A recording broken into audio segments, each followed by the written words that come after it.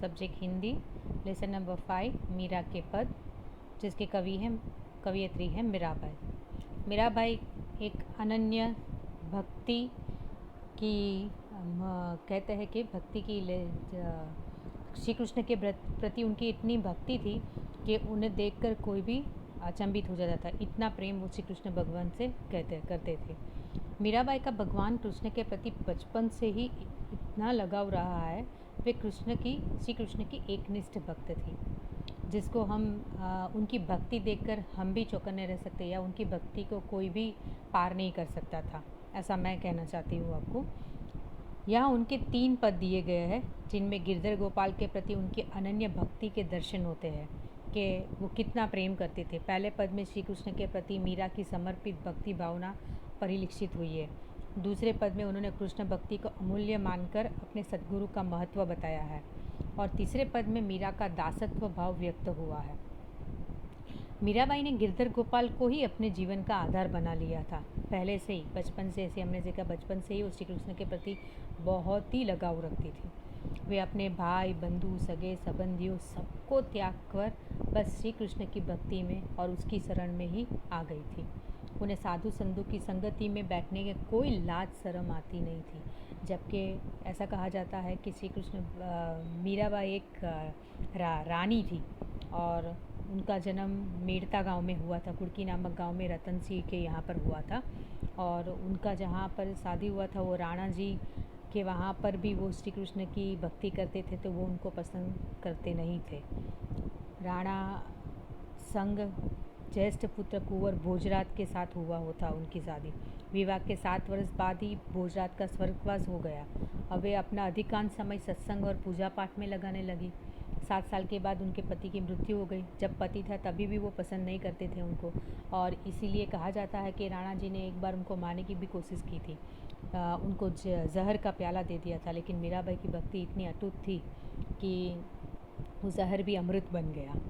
और 7 साल के बाद ऐसा कहा जाता है कि भोजराज का, उनके पति का नाम भोजराज आ गया, और राणा का ज्येष्ठ पुत्र कुंवर भोजराज। 7 साल के बाद उसका स्वर्गवास हो जाता है। अब अधिकांश समय कोई रोकने वाला अभी उनको कोई था नहीं, और घर में सास भी उसको कुलनासी ही कहते थे। एक्चुअली कोई उससे पसंद नहीं करता था, लेकिन मीराबाई की भक्ति इतनी अटूट थी कि उनको ये कोई लाज शर्म लगती ही नहीं थी। वे कहते थे कि जब वो जो होना है वो वही होने वाला है, तो मैं अपनी भक्ति से पीछे हटने वाली नहीं हूँ। मीराबाई के लिए ईश्वर की भक्ति किसी अमूल्य रत्न की भांति थी। जैसे हम अभी के मनुष्य के लिए पैसा अमूल्य रत्न है या हीरा अमूल्य रत्न है, लेकिन मीराबाई के लिए अमूल्य रत्न उनकी ईश्वर की भक्ति थी। और उनको ऐसा लगता था कि जैसे कि इस रत्न को यदि मैंने पा लिया तो मेरा जन्म सफल हो जाएगा, और इस रत्न को पाकर वो बहुत ही प्रसन्न भी रहती थी। वे ईश्वर की भक्ति को जन्म जन्मांतर की ऐसी पूंजी मानती है जो निरंतर अधिक से अधिक ही बढ़ती है। उनका ऐसा मानना था कि मेरे पास ऐसी पूंजी है जो कभी कम होती ही नहीं है, निरंतर बढ़ती ही जाती है, बढ़ती ही जाती है, बढ़ती जाती है। जैसे हम मानते हैं कि यदि हमारे पास पैसा आता है तो हमेशा बढ़ता जाता है, नहीं, उसमें खर्च भी होता है और धीरे धीरे वो कम भी होता है। या फिर आप सोना ले लो या हीरा ले लो, कोई भी आप चीज़ लो, धीरे धीरे उसकी कीमत मूल्य कम होता जाता है और उसकी चमक भी कम हो जाती है। लेकिन मीराबाई ऐसी कहती कि मेरे पास श्री कृष्ण की भक्ति की ऐसी पूंजी है जन्म जन्मांतर तक, जो कभी भी उसकी ना चमक कम होगी, ना कभी उसकी भक्ति कम होगी, ना कभी उसका मूल्य कम होता है। तो ऐसी पूंजी मेरे पास है।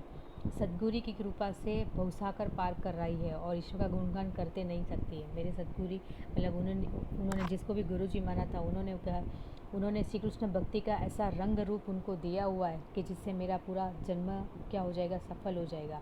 और ईश्वर का गुणगान करते करते कभी भी मैं थकती भी नहीं और थकूंगी भी नहीं। मीराबाई भगवान श्री कृष्ण के प्रेम की दीवानी हो गई थी।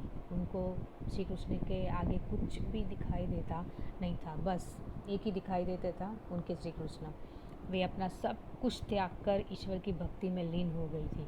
उन्होंने अपने आप को ईश्वर को समर्पित कर दिया था और वे उनकी दासी भी बन गई थी। तो ऐसी भक्ति थी उनकी जो सारे ये तीनों पदों में आपको दिखेंगी। पहला पद है, हम देखेंगे, पहला पद है, मेरे तो गिरधर गोपाल दूसरा ना कोई।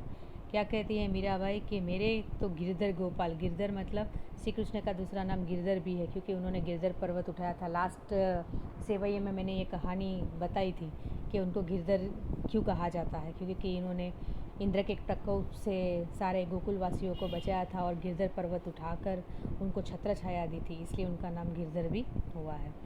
तो मेरे तो गिरी यानी पर्वत को उठाने वाला जो श्री कृष्ण है वही मेरे जीवन का एकमात्र आधार है।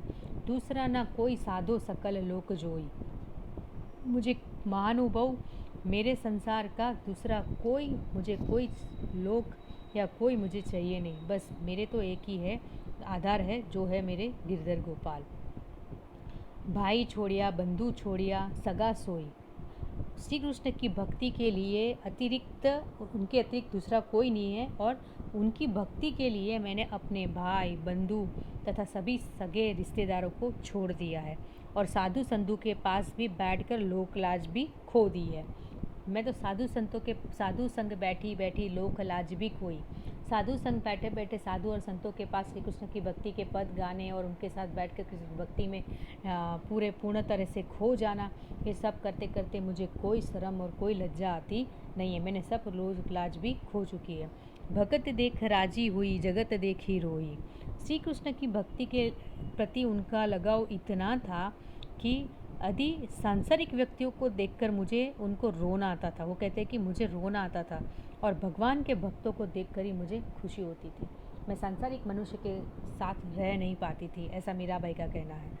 अंसुअन जल सींच सींच प्रेम बलि आयो, मेरे गिरधर गोपाल के विरह में निरंतर बहते हुए आंसुओं के जल से मैंने इस प्रेम रूपी लता रोपा को सींचा है। मेरे आँखों से जो आंसू निकलते हैं प्रेम के हैं वो आंसू, और जो मेरे गिरधर और कृष्ण के प्रति मेरे प्रेम को क्या करते हैं, मजबूत करते हैं। दधी मथी द्रुत काढ़ी लियो दार दही छोई, दधी मतलब दही। वे कहते हैं कि जैसे दही में से मथकर घी निकाल लेने के बाद मथानी को एक यानी छाछ को एक और रख दिया जाता है, वैसे ही मैंने इस भवसागर का मंथन कर श्री कृष्ण के प्रेम रूपी सार तत्वों को एकत्र कर लिया है। दधी मथी द्रुत काढ़ी लियो दार दही छोई, दार मतलब छाछ, दधी मतलब दही, द्रुत मतलब घी।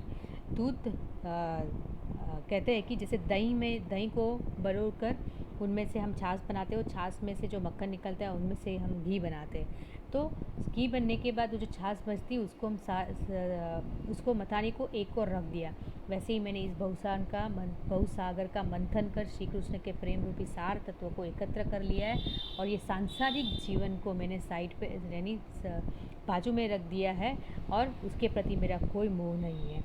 राणा विस्को प्यालो भेजो पिए मगन होई, ऐसा कहा था मैंने अभी जस्ट स्टार्टिंग में आपको कि मीराबाई कहती कि राणा ने जहर का प्याला भेजा था, पर उसे मैंने खुशी खुशी पी लिया। और कहा जाता है कि श्री कृष्ण की उनकी प्रेम की भक्ति इतनी अटूट थी कि वो जहर भी क्या बन जाता था, अमृत बन गया था। अब तो बात फैल गई जाने सब कोई, मीरा राम लगन लागी होनी होई से होई। चारों ओर बात फैल चुकी है कि ये तो पागल बाउली हो चुकी है, इसको कोई लज्जा और शर्म रही नहीं है, ये तो कुल का नाश करने वाली है। इस बात को सबको जानकारी हो गई थी। मीरा कहती है कि अब तो भगवान से उनकी लगन ही लग गई है, तो मुझे किस बात की परवाह करना है, जो होना है हो, जो होना है होने दो, क्योंकि मुझे पता है जो होने वाला है वही होगा, तो मुझे इस बात की चिंता करने की ज़रूरत नहीं है।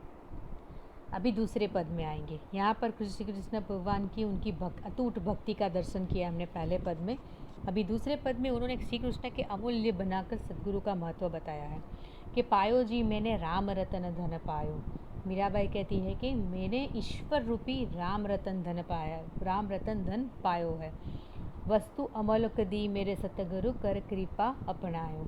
मेरे सतगुरु ने जो मेरे श्री कृष्ण प्रति भक्ति की जो अमूल्य वस्तु मुझे दी है, जो उसके लिए मैं उनकी कर्जदार हूँ, और मैं उसके लिए उस अनमोल रतन को पाकर मैं उसका प्रणाम करती हूँ।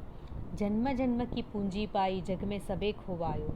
मैंने इस संसार में अपनी लाज त्याग कर दी है, और अब मैंने जन्म जन्मांतर की यह पूंजी पा ली है। ये ऐसी पूंजी है, जन्म जन्म की पूंजी पाई जग में सबक हुआ है। मैंने जग के सारे सुख, सांसारिक सुख को त्याग दिया है, और ये सारी लाज त्याग से मैं परे हो चुकी हूँ। और मेरे पास जो अभी अमूल्य रतन है वो मेरे श्री कृष्ण की भक्ति है। खर्चे नहीं कोई चोर ना लावे, दिन दिन बढ़त सोए। मेरे पास जो अमूल्य रत्न है, जो खर्चने से कम भी नहीं होता है, कोई चोर उसे चोरी कर भी नहीं सकता है, और जैसे जैसे मैं उसका उपयोग करती जाऊंगी और आगे बढ़ती जाऊंगी और वही बढ़ता जाएगा और ही बढ़ता जाएगा, जो कभी कम होने वाला धन है ही नहीं। सत की नाव खेवटिया सतगुरु बहुसागर तरी आयो। सो यहाँ पर कवि कहते इतना ही नहीं, जो